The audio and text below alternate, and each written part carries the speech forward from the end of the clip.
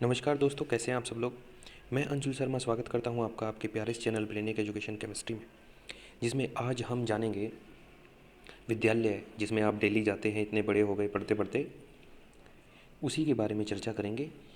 Work education, Gandhi ji नई तालीम and community engagement का ये थर्ड यूनिट यहाँ पे स्टार्ट हो रही है आज इस वीडियो से। और इसमें चर्चा होगी स्कूल के विषय में, उसके कार्यों के विषय में, उसकी आवश्यकताओं के विषय में।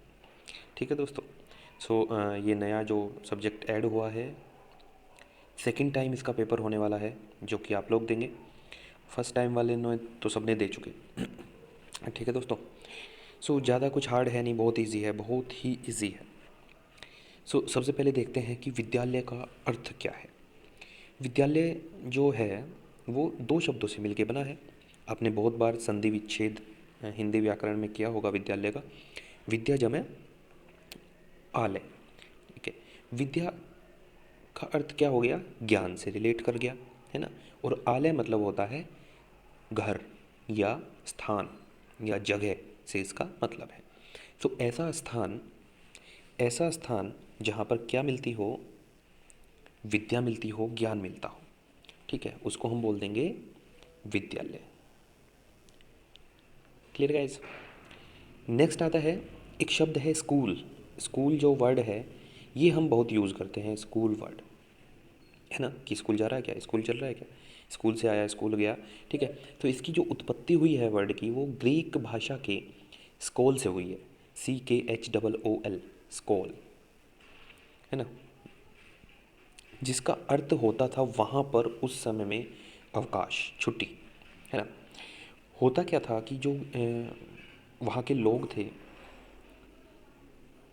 उन देशों के, तो वहाँ जब छुट्टियाँ होती थी, सब काम, मतलब किसी के पास काम धंधा नहीं रहता था, शाम के समय या किसी दिन जब भी, तो वो एक जगह पे आकर इकट्ठा होते थे और आपस में क्या करते थे, वाद विवाद करते थे, विचार विमर्श करते थे, बात करते थे।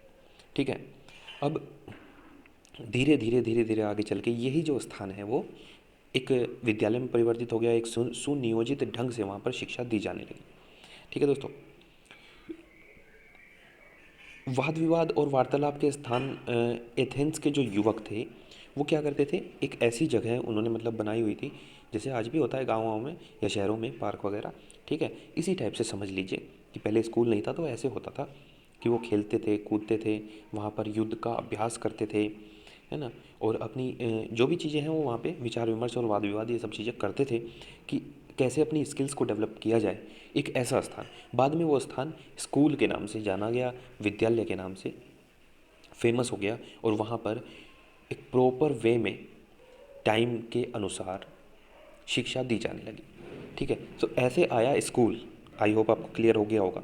जिसको विद्या जमे आलय हम अब तक पढ़ते थे, उसकी उत्पत्ति कहाँ से हुई थी, है ना, किस भाषा के किस शब्द से उसकी उत्पत्ति हुई थी और उसका अर्थ क्या था और वहाँ पर क्या होता था, वो मैंने आपको बता दिया। अब बात करते हैं कि विद्यालय के 3 अंग हैं। कौन? पहला है शिक्षक, दूसरा है विद्यार्थी और तीसरा है समाज। ठीक है। ये 3 अंग विद्यार्थी के सॉरी स्कूल के हैं, शिक्षक, विद्यार्थी और समाज। अच्छा, डेफिनेशन देने वाले जो थे जॉन डीवी, है ना, इन्होंने डिफाइन किया था विद्यालय, टीपी नन और ओटवे के यहाँ पे ओटावे के यहाँ पे जो है ना 3 डेफिनेशन मैं आपको बताऊंगा। Clear guys. तो सबसे पहली जो डेफिनेशन है वो देखते हैं जॉन डीवी की। ये कहते हैं कि विद्यालय, जॉन डीवी की डेफिनेशन चल रही है, विद्यालय एक ऐसा विशिष्ट वातावरण है जहाँ जीवन के कुछ गुणों और कुछ विशेष प्रकार की क्रियाओं तथा व्यवसायों की शिक्षा इस उद्देश्य से दी जाती है कि बालक का वांछित दिशा में विकास हो सके। समझ आया क्या? विद्यालय एक ऐसा विशिष्ट वातावरण है जहाँ जीवन के कुछ गुण या कुछ विशेष प्रकार की क्रियाओं तथा व्यवसायों की शिक्षा इस उद्देश्य से दी जाती है कि बालक का वांछित दिशा में, जहाँ हम चाहते हैं, वहाँ पर उसका जो डेवलपमेंट है वो हो सके।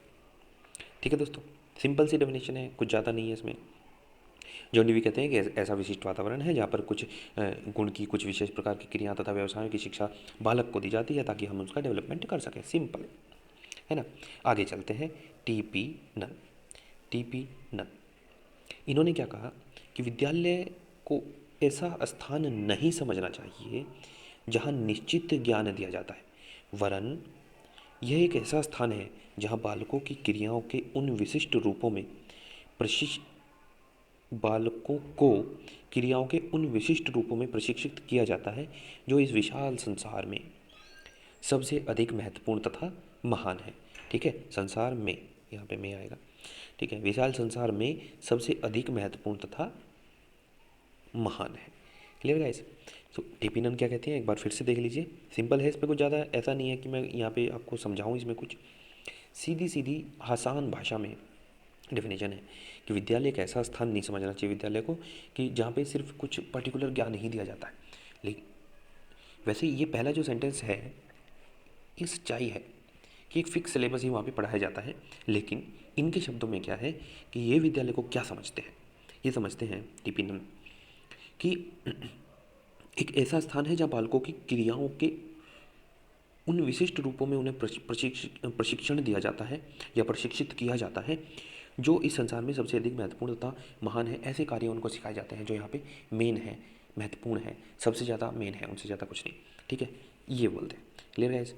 नेक्स्ट, आवश्यकता को हम बाद में देखेंगे। ओटवे की डेफिनेशन हम देखते हैं सबसे पहले, मतलब सबसे बाद में, कि विद्यालय समाज की आवश्यकता को पूरा करने के लिए सामाजिक आविष्कार समझा जाना चाहिए जो बालकों को विशेष प्रकार की शिक्षा प्रदान करते हैं। है ना। ये एक भाई जो विद्यालय जो आए, इनका कहने का मतलब था कि पहले लोग इकट्ठा होते थे, बातचीत करते थे, वाद विवाद करते थे, ज़्यादा टीचर नहीं थे, कुछ नहीं थे, उस वक्त विद्यालय नहीं चलते थे। बस ऐसे ही एक जगह जहाँ पर सब इकट्ठा होते थे, अपनी समस्याएं या जो भी हैं, हंसी मजाक, खेल कूद, व्यवसाय के ऊपर चर्चा या अपनी स्किल किसी को डेवलपमेंट करने के लिए कुछ भी ये चर्चा, ठीक है, वो करते थे। तो बाद में वही वहाँ पे यही रूटीन जो है एक टाइम टेबल के थ्रू फॉलो होने लगा।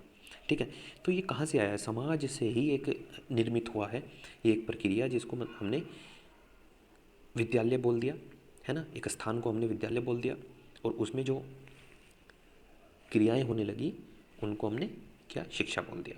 ठीक है, तो कहाँ से आया? समाज से निकल के आया है, तो समाज का ही एक रूप है, समाज का ही एक अंग है।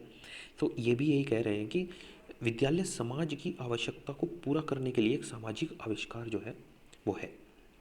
ठीक है, जो बच्चों को, बच्चे क्या होते हैं? कच्ची मिट्टी, जैसा उनको आप चाहो वैसा उनको बना लो। ठीक है, तो जैसे समाज में उनको रखेंगे, जैसा व्यवहार उनसे करवाना हम चाहेंगे, जैसा हम उनको सिखाएंगे वैसा वो सीखेंगे। ठीक है, सो ओटवे की डेफिनेशन बहुत बढ़िया है, जॉन डीवी की डेफिनेशन बहुत ही अच्छी है, अति सुंदर है। Clear guys. सो ये है स्कूल की डेफिनेशन, ज़्यादा कुछ है नहीं, आई होप क्लियर हो गया होगा। फिर से एक बार फास्ट फॉरवर्ड करके देख लेते हैं कि विद्या जमा आलय, विद्या देने वाला घर। स्कूल शब्द की उत्पत्ति ग्रीक भाषा के स्कूल से हुई है, जिसका मतलब था अवकाश, जहाँ पर ग्रीक देशों के जो लोग थे वो वाद विवाद करते थे, बातें करते थे, ठीक है, युद्धाभ्यास करते थे, ये सब चीज़ें करते थे। कितने अंग होते हैं इसके? 3 अंग होते हैं।